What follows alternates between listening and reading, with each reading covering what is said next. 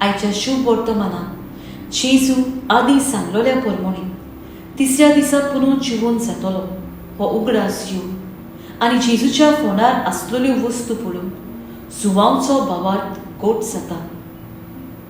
आमीन जेजूच्या पुनरुज्जीवनपणाचेर भावार्थ धरून सुवांव शुभ वर्तमान 3 चिटी आनी प्रकाशनी बरोवन दवरता. भावार्थ विकतो घेवंक जायना. तो मनशाच्या काळजांत तशेंच मनांत किर्लूंक जाय.